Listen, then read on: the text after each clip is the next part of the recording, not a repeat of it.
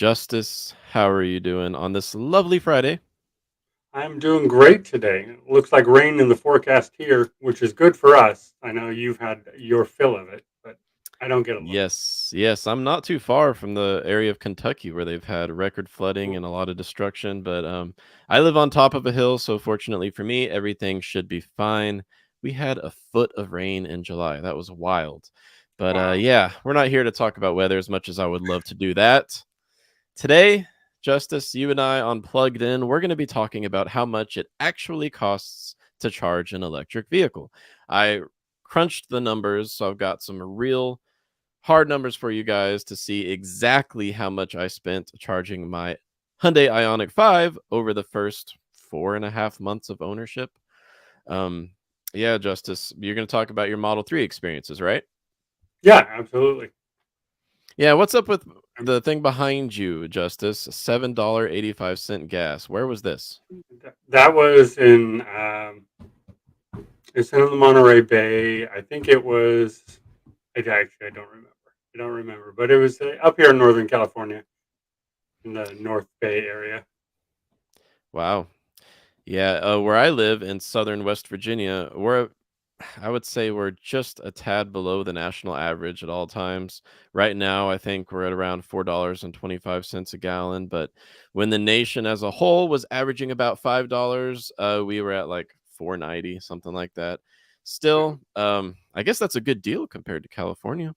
yeah, we go the other way. I think our average right now is still 568, 569, somewhere in there. Yeah, wow. Okay, well, let's dive in perhaps because I see we already have quite a few people with us. Um, Good morning, everyone. Andrew, Neil, Road King, Susanna, Reginald, Mark, great to see you. Angel or Angel, good morning.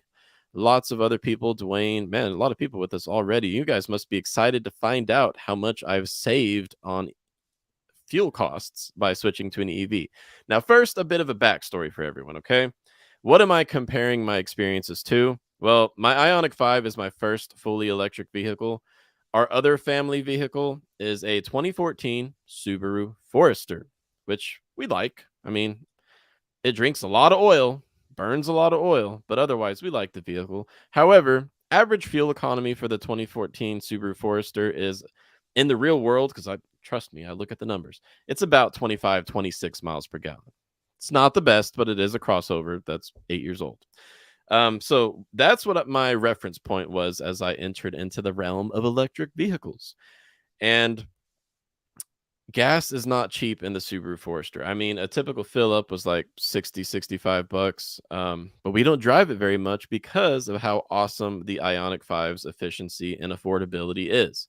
The car itself isn't cheap, but I'll tell you what, the fuel savings plus incentives that we are able to take advantage of, they make it a lot more realistic for our family. So how did I end up with an Ionic 5? I'm gonna go ahead and share this story with everyone since it's been, I don't know, a few months since I brought it up on the show. I was first pretty set on the Tesla Model Y. I'm still a big Tesla fan, but with Tesla's price increases, it ran away from me. It's sad. Shed a tear. I test drove probably like 3 or 4 Model Ys. I love the Model Y, but honestly, the price point that I ended up getting the Ionic 5 at, that was the upper limit for my budget. I mean, I got it for 56,000 all-wheel drive, limited, top of the line trim. That was as high as I was willing to go regardless. The Model Y, Justice, today, what's the price for the Model Y? It seems to change week to week. It does. It changes a lot. Was it? I want to say it averages at 65, but I think the cheapest is 50. Let me see. Not the Model Y. I think the cheapest Model Y. Have they started listing the made in Yeah, Austin? They have. 58 190 is the cheapest And what do model. you get for that? That is the long range. But that'd be Oh, long I'm range. sorry. I'm sorry. My bad. Tesla doing their potential savings. They No, got no. you. They got you. They got me. I've never fallen for that before. My Yep. bad. Yep. So it's 65 990. Okay. is the cheapest. Yeah. 65,990. Yeah, if the Model Y was still like in the mid or even upper 50s and qualified for the federal EV tax credit, I probably would have bought a Model Y, but that wasn't the Yeah. situation I was in. So I was also considering the Volkswagen ID4. I'm still a fan of the ID4. I think it's a great option for many out there.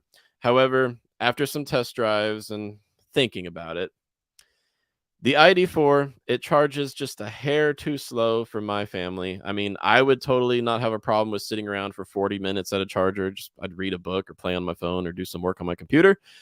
But I have a 6-year-old. 40 minutes at a charger on road trips, it's just a bit too much for us.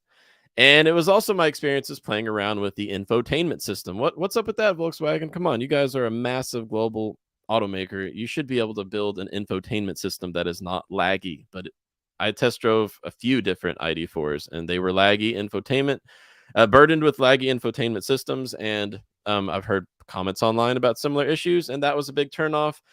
And then there's this, which is looks. Justice, which one looks better? You better give me the right answer.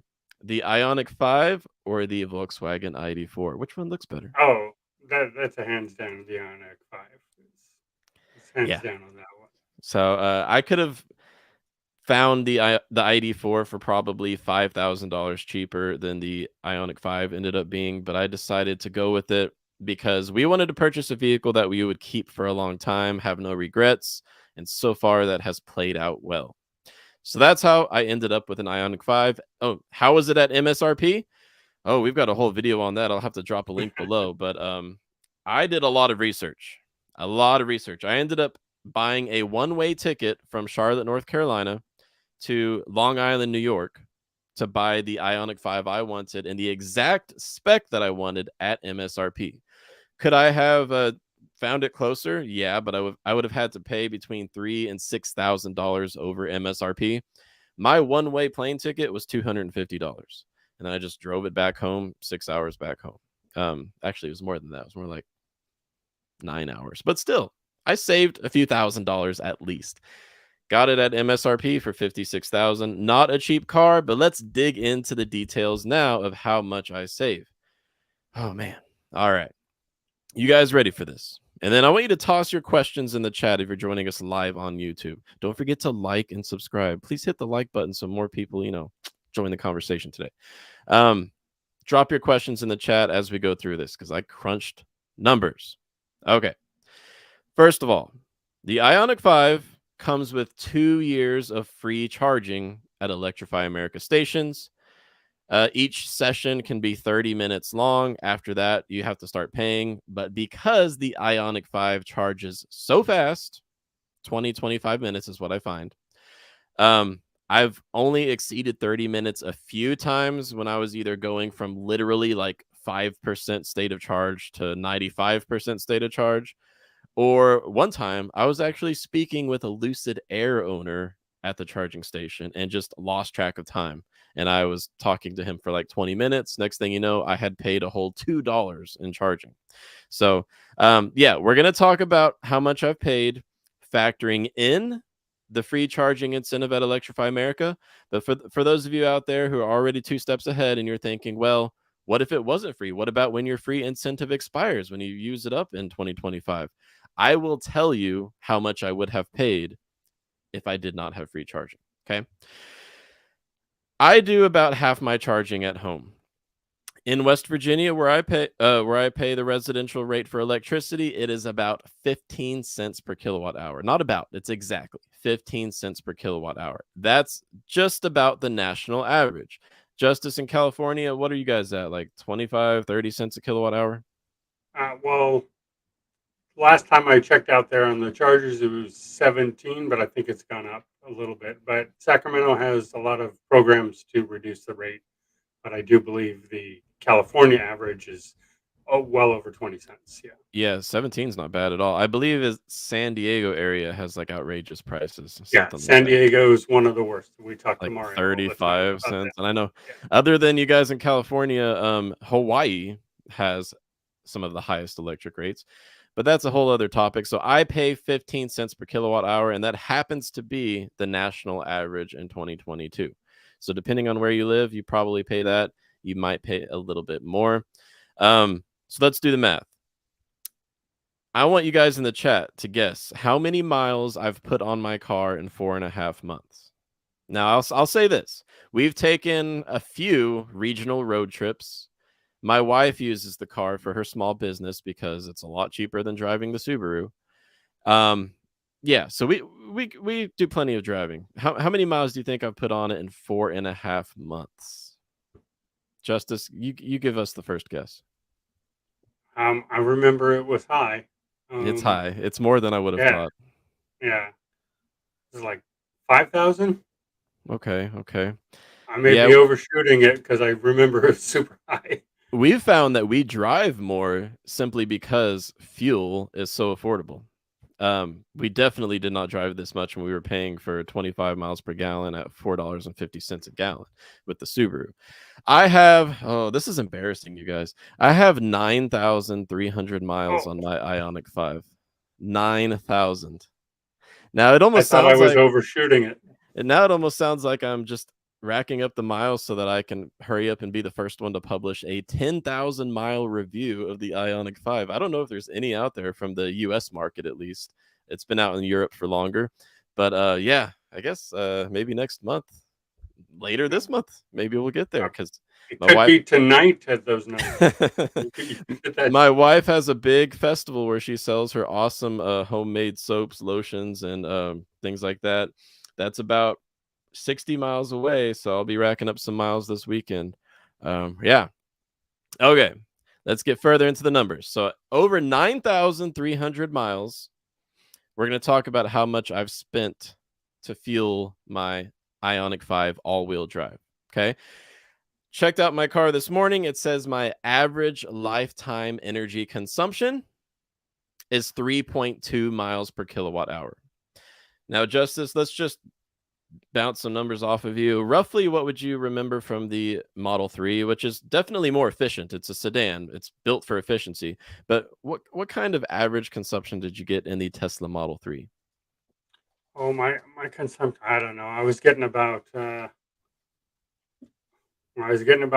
40 cents uh, for every 100 miles. Oof. So I mean, it was so figure out consumption from there. But I didn't drive that much, and I definitely wasn't looking at the numbers back then. You know, Yeah, well, I wish I still had it now so I could compare with you. well, I was doing about 40 cents for every 100 miles. okay. The point I was going to get at is that the Ioniq 5 that I have is actually not among the most efficient EVs. It's not. The Tesla Model 3, even the Model Y, a few others, even the Kona Electric, the e-Niro. There are plenty of other EVs that are more efficient than mine where you'd be racking up those savings even more than I have. Okay. So 9,300 miles.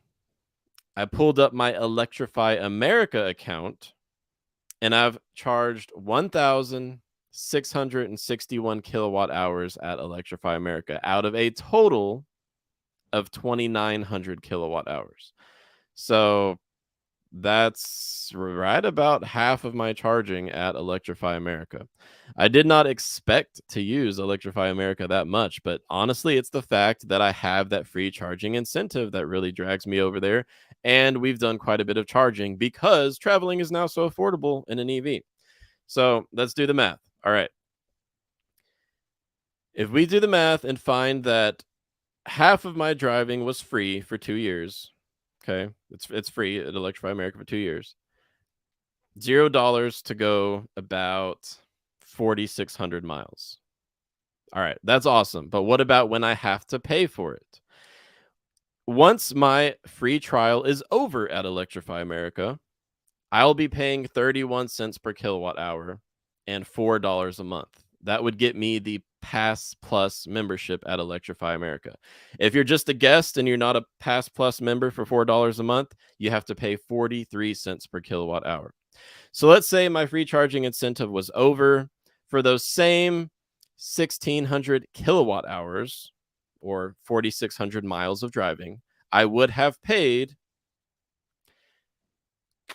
$514 at Electrify America. Okay. What about at home? Because remember, 90% of EV charging is done at home overnight. I thought it would be like a 90% of EV charging for myself, but we've been traveling so much, it's more like 50% for my household. Crazy. All right. At home, did the math. I've charged 1,240 kilowatt hours at home, and that's at a rate of 15 cents per kilowatt hour. Do the math, and I paid $187 for that charging at home. Add the two together. Remember, right now I'm paying nothing at Electrify America. Nothing at all. So I have paid $187 to drive 9,300 miles. $187 to go 9,000 miles. That's wild. Now, for the skeptics out there, it's justified. What about when my free charging incentive is over? Yeah, I did them numbers for that too. If I was paying for Electrify America that whole time and paying the same rate for my residential electricity rate, I would have paid $701 to drive 9,300 miles. Wow. What's your first impression, Justice? Is that too good to be true? I've got the Yeah. math and the receipts to back it up. Even if you had to pay full, like with gas prices, what is that per mile? Like that's insanely low. Even if you had to pay for the whole thing, that's uh, and you do a lot more driving than I ever did. Yeah. I always did on my car sat here charging most of the time, so it was never a big deal for me. But even that much driving, that's insanely low. I think last time I filled up my gas tank, now it was $83 for one fill up. Yeah, so what this comes down to with fuel costs, with my current 2 years of free charging at Electrify America, I have paid 2 cents per mile in fuel, and if I was paying for Electrify America the whole time, I would have been paying 7.5 cents per mile for fuel. Driving is never free, at least I don't think it is, unless you inherited a bicycle. But still, these are fantastic numbers when it comes to fuel expenses. Now let's see what some of the questions are in the chat, and then we'll talk more about your experiences with the Model 3, and yeah, see what happens. All right, we had a question about Tesla. Does Tesla still have free charging? You want to fill us in on that, Justice, and what might be to come? What are some of the rumors out there? Yeah, they don't have free charging anymore right now. Think that stopped in 2020 with the affiliate program. Um, but rumor is that when they open up their charging network to everybody um, across the U.S., that they will bring back free charging for Tesla owners. So everyone who's not a Tesla owner will be paying for those charging stations and maintenance and installation, and the Tesla owners will be charging for free. That's the rumor, but we'll see. Rumor. Yeah, I haven't heard it from Elon saying it, and he hasn't addressed it anywhere that I've seen. So we'll see if that's true or not. I think it would be a great perk for those who are losing their just pull in and charge ability. So Hmm. that's my biggest fear is once everyone can go to those stations, of course you would. I would. And then now the Tesla owners have to pull in and deal with all these other vehicles charging. I personally had never had to wait to charge my vehicle. So it would annoy me to have to go in there and wait for a bunch of Ionic 5s to charge. Yeah, some of Tesla's recent blueprint plans were shared for one of their, I guess, V4 charging stations. Right now, we're at V3, and the version 4 charging stations. It looks like they have plans in place to include some CCS charge ports. Which, if you're not too familiar, right now in the world, you've got CCS and Tesla adapters, and then CHAdeMO, which is on its way out for sure because Nissan is killing off the Leaf. The Nissan Leaf is the only EV that currently uses CHAdeMO charge ports. But yeah, it's CCS, which is sponsored by the Society of Automotive Engineers. They came up with the CCS charging standard. And then you've got the Tesla charging standard. They're slightly different, but yeah, it's those are the two standards. And Justice, would you say we need one charging standard in America, or can we just have this dual coexistence moving into the future? I am I am so torn on that. Yeah, Me I too. feel like we really should have one standard so you can just pull in and charge. That's the way the future has to go so everyone has access. Europe has a But charging standard. yeah, but that stifles innovation and telling people they have to do things like that. You have to use this. Well, there could be better charging and adoptions down the road that we don't get to see because now we have a standard that sort of pigeonholes us. So Yeah. I'm really torn on it. Yeah, I don't think it's going to happen. I think it's going to remain Tesla and CCS. Now, here's my reasoning for that assumption. You and I, from our experiences learning about the industry, we know that legacy automakers and the federal government, they're not going to adopt Tesla's charging standard, even though Tesla has made up 3 out of every 4 EV sales in America. They're not going to do that. So it would either be CCS or no standard at all. I think we're just going to remain Tesla and CCS for at least a decade. That's what I think. But we got another good comment right here, and then we'll talk more about your experiences with charging with many EVs. Well, it depends on where you live. You can do this with any EV. Depending on where you live, you can charge your electric vehicle. You can schedule the charging for off-peak times. Where I live, I don't have off-peak charging rates. I wish I did. How does that work? Well, when is demand the lowest for electricity? Right now, it's in the middle of the night. So depending on who your power provider is, you may be able to take advantage of off-peak charging rates, which are going to be way more affordable rates, sometimes like 9 cents per kilowatt hour versus 15 cents in the middle of the day. So you'd be able to charge your EV for, you know, 30, 40, 50% less than you would otherwise. That's a good point to bring up. But as electrification accelerates, you're going to have more and more EVs charging in the middle of the night, like I do when I'm at home. And that's going to change when peak demand is. And that's going to have to be something we save for another show because the grid does have to get ready for that. Yeah, the grid's got to change a lot. Another good question. So if you're just joining us, we have a lot more viewers now. I think we've got almost 70 live viewers. I just shared with everyone that I spent $186 to drive 9,000 miles in my Ioniq 5. That is because half of my driving was using Electrify America's 2 years of free charging. But even if I did not have 2 years of free charging and I was paying the full rate at Electrify America, I would have spent just $700 to go 9,000 miles. Robert, good question. Is that running in eco or normal mode? I use eco mode, except when I want to have fun or I need to pass someone on the freeway. So generally eco mode. I am averaging 3.2 miles per kilowatt hour. And because of our regional trips and whatnot, I would say that my driving habits are about 60% interstate, 40% around town. I find that around town in the Ioniq 5 all-wheel drive, I get about 4 miles per kilowatt hour average around town, going, between 25 and 50 miles per hour. On the interstate, I find that I average more like 2.9 to 3.1 miles per kilowatt hour. But I rarely go above 75, to be honest. I'm just one of those slow pokes. I never hold up traffic, but I don't go like 85 on the interstate like you guys do in California. No, we go 75 in the slow lane. Oh, yeah. Oh, great question from Mark.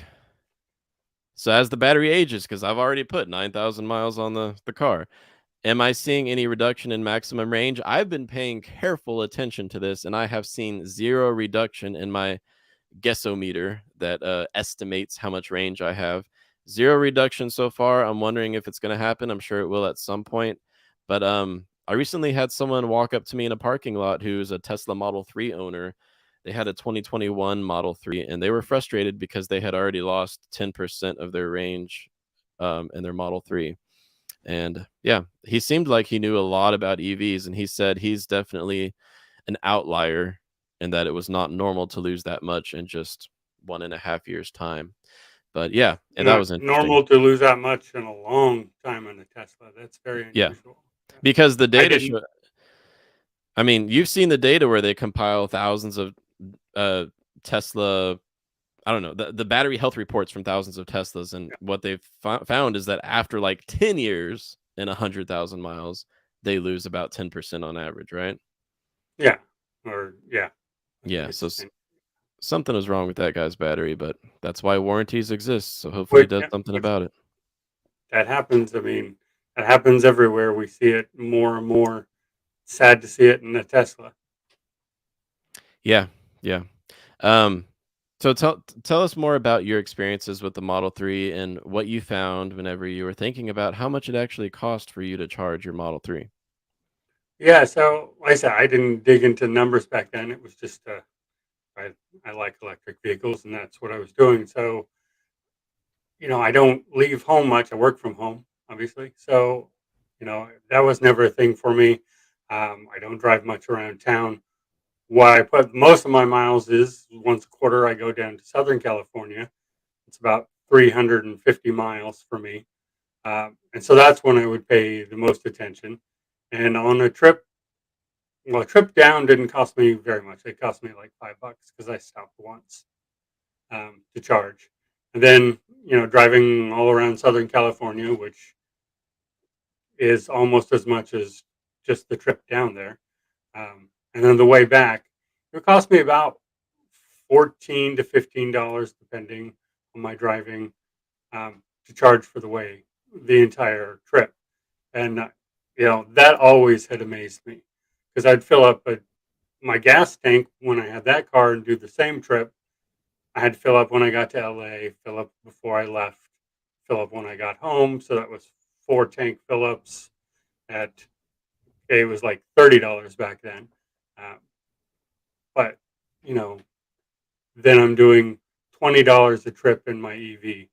It was just a humongous difference. You know, I could make the trip every month for cheaper than I was paying gas. Yeah. Wow.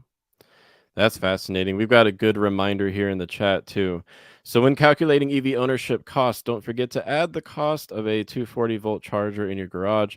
If you need one, yes. I think, I don't know, Justice, give me a guess, but I think about half of drivers would want to pay to Yeah. install a level 2 charger, which can cost between $1,000 and $3,000 depending on how your house's electrical infrastructure is.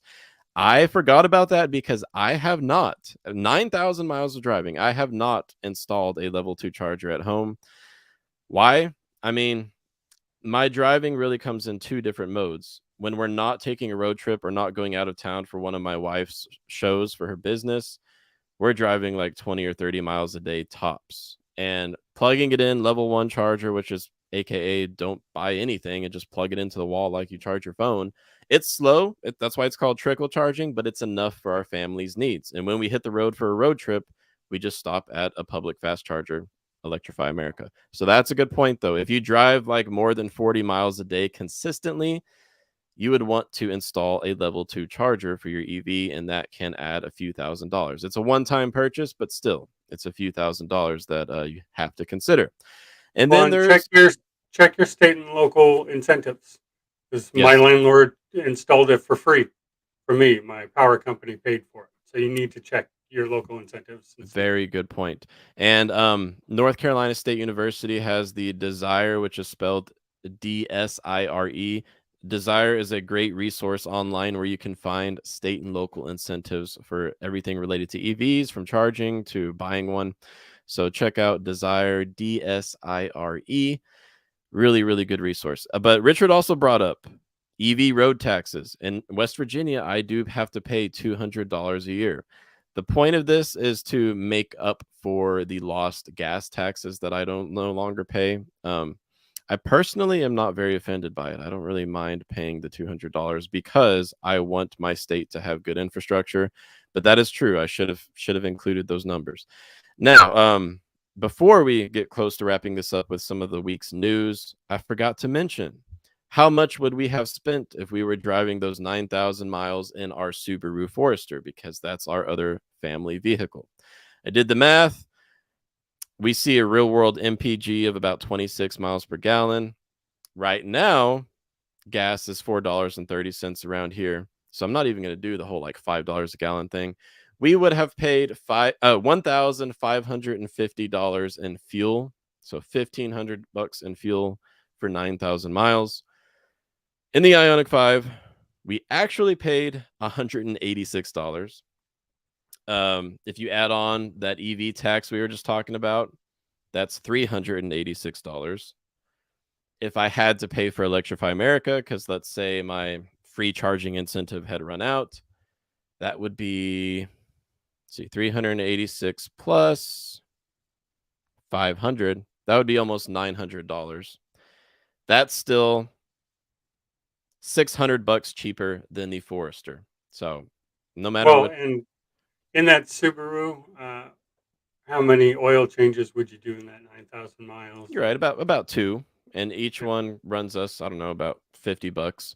So that's a good point. Yeah, good point. I haven't paid anything for maintenance. The only maintenance issue I've had in the Ionic 5 is my trunk keeps rattling. Oh my gosh, I hate it. The trunk rattles so much, and people talk about Tesla quality control issues. Well, Hyundai, you need to fix these hatch rattles, because my local dealer who's looked at it twice is still trying to figure out a solution. It's not like something you can barely hear. Uh, you hear it every time there's a bump in the road. Now, why doesn't that make me more upset? Because other than a rattling trunk, I love the Ionic 5. It's just an amazing vehicle. And I still have confidence that they will find a fix for the trunk. You need some engine noise to drown that out. That's what you need. Yeah, like we would totally not hear it in the Forester with that noisy boxer engine. Yep. Yeah, yeah, it's definitely because my car is silent. It has really, really good noise cancellation in there. Um, Good point, J Mac.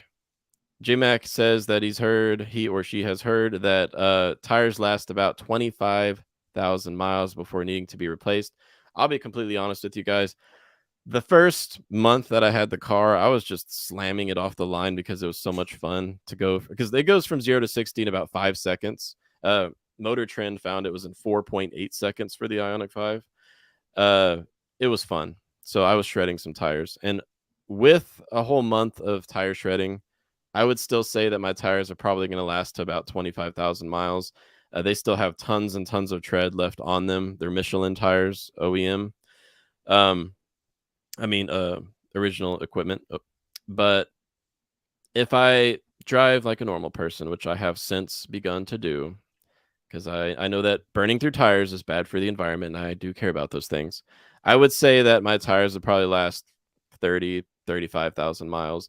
It is a fact that EVs currently do burn through tires quicker, and that is a cost that needs to be considered because EVs are heavier and they have far more instant torque. Just going to burn through that rubber. But it's Yeah, not like it's the torque that gets you. it's the torque. Yeah, it's not even the weight, it's the torque. Oh, yeah. Because you're right. You're right. Thank you for correcting me.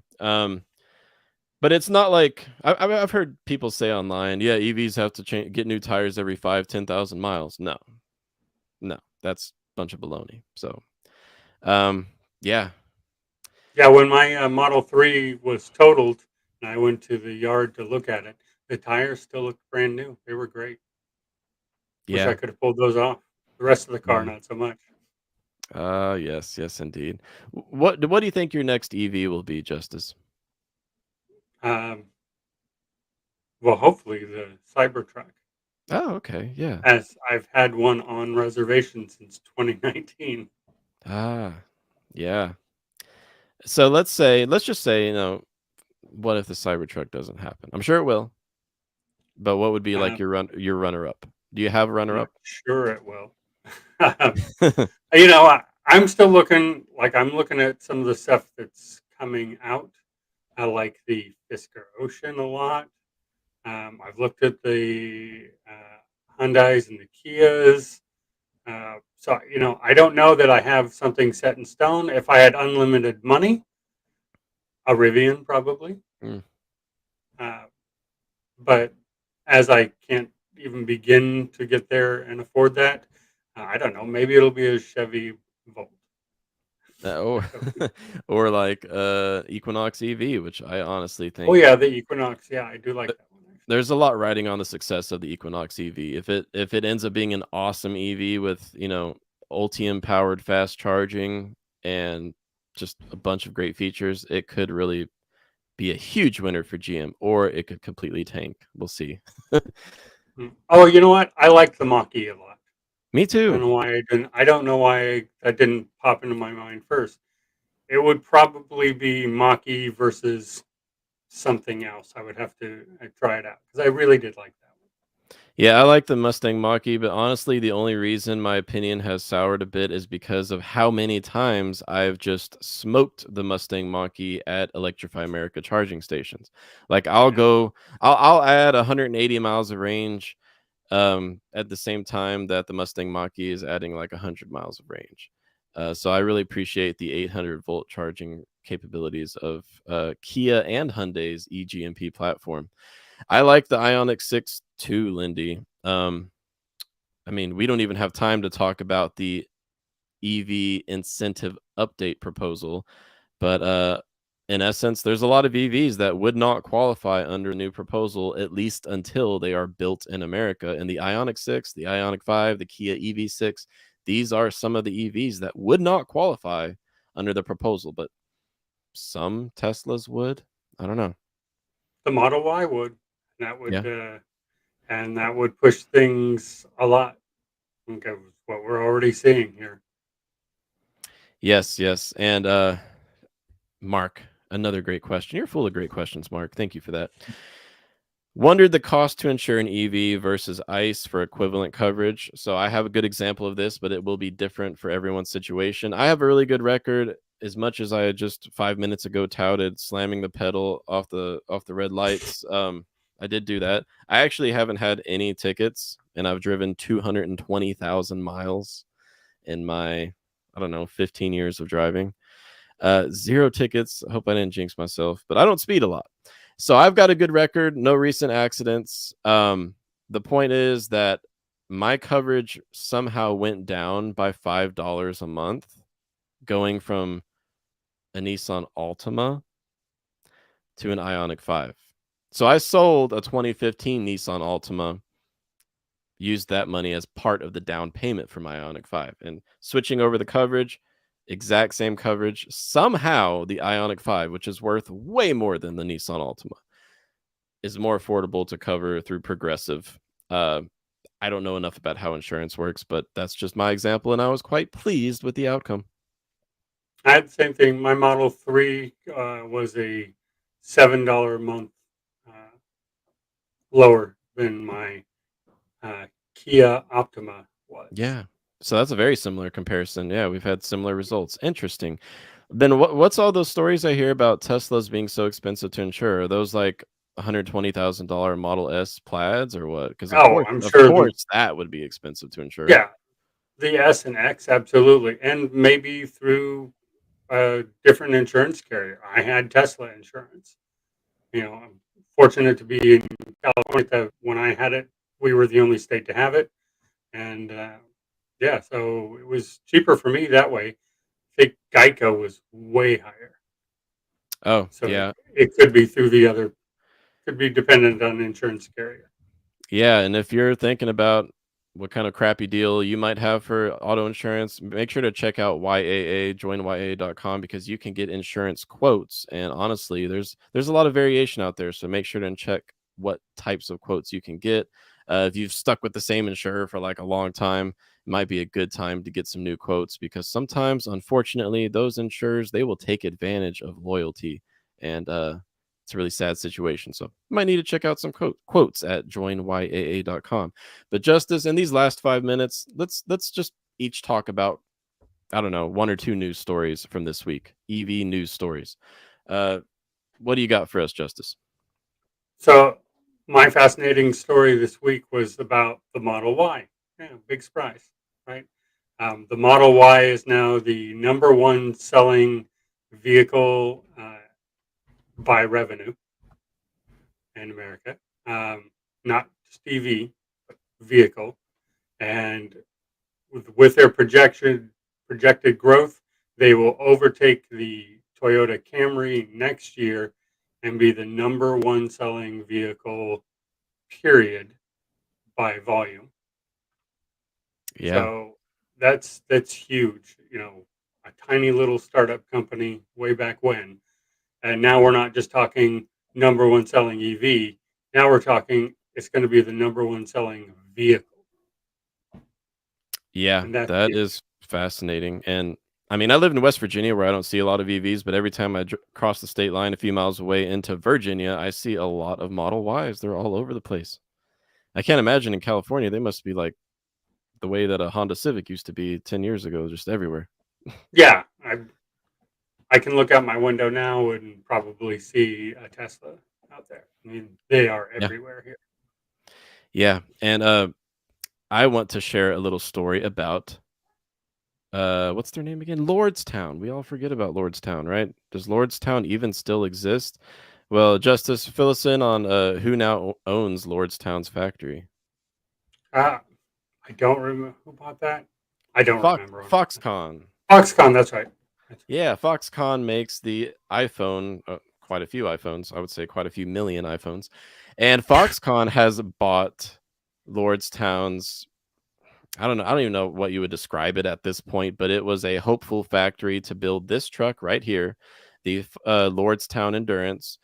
I had a lot of hope for this truck, and I still kind of do. I wouldn't say a lot of hope, but because it would be an American-made electric truck, and we need more of those. But right now, they're being quite honest and blunt about the future of the Endurance electric truck, which would be built in Ohio. Lordstown's CFO Adam Kroll said, by way of electric, we love electric. Our success and ability to execute our plan remains dependent upon our ability to raise additional capital. In other words, the Endurance electric truck will only ever become reality if they can raise more money, and that might be a little bit hard to do considering how many failures Lordstown has had in its first 5 years of startup shenanigans. I'm not having a lot of hope these days about Lordstown, but honestly, I hope somehow it comes together. Because right now, our electric truck options are the F-150 Lightning, the Hummer EV, which is basically a show truck. It's not really a functional truck. The Rivian R1T, which is too expensive for most. Um, Silverado EV is still a year away. I think that's it for trucks, right? So, I mean, we really need more. And I would be very happy if, Cybertruck. oh, Cybertruck Cybertruck. next year. Next year, yeah, okay. Yeah, yeah. Oh, man, and then Lucid, we've got some Lucid news to wrap up the show today. In the second quarter, Lucid produced and sold, 670 something Lucid Airs. That's not a lot. Um, Justice, what's your take on Lucid's 600 sales in the second quarter? Yeah, I mean, I love the Lucid. I think it's a great vehicle. I can't ever seeing being able to afford one. But yeah, 679 vehicles. As Elon Musk said, he had more children than Lucid produced vehicles in Q2. Oh, that's wonderful. Oh, man. Wow. I don't know if that's supposed to be like a comparison to Genghis Khan's legacy, but man, that's wild. Okay, Elon. Yeah. And we've got 80 viewers now. Thank you everyone for joining us today. Unfortunately, we're about to wrap up the show, but if you're just joining us, we talked today about how I spent $186 to drive 9,000 miles in my Ioniq 5 all-wheel drive. If I didn't have 2 years of free charging, I would have still only spent about $700 to drive 9,000 miles. And that just smashes the fuel costs of a combustion engine these days. Yeah. Justice, we've talked a lot today, and I look forward to meeting up with you again next week. Maybe we'll talk more about the EV tax credit revisions because we've had so many questions about that. Uh, it's full of good and bad news. It's definitely a mixed bag for those interested in buying an EV in the next year. Some EVs are no longer included with the revision, so we'll talk more about that next week. Justice, any concluding thoughts? Um, no, I mean, just go out there and have a nice weekend. Yeah, I hope you don't put on another 1,000 miles on your vehicle. I mean, when we started the broadcast, you had 9,000 miles on your Ioniq 5. and 5 minutes later you had 9,300. So Yeah, just you're by right. sitting in your studio, it went up 300. I cannot imagine what it's going to be like at the end of the weekend. You're right. It's 9,300, but you're right. Yeah, yeah. 9,000's a lot cleaner of a number, but yeah, you guys, I guess I'll have a 10,000 mile Ionic 5 update for you pretty soon. We'll definitely have to record a video and upload it to the channel probably in just a few weeks. Yeah, you You guys have a need to one. do a walkthrough, Justin. I do. I do. We need a walkthrough from you because I've seen some walkthroughs, but not from a real technical standpoint. And you'd be Uh, great to do that. well, thank you. I will definitely put that on the calendar. Everyone, have a beautiful weekend. Stay safe. Drive electric. Go, or if you don't drive electric, go test drive an EV. Have a wonderful weekend. Send us your comments, your questions. Please like and subscribe. Like the video right now, pretty please. Trying to grow this channel to get a real world, um, I guess no BS EV information out there for everyone to better understand. Is going electric right for you? And Justice, next week, I'm sure we'll have something to talk about. Thank you for joining me today. Thank you for having me. Always a pleasure.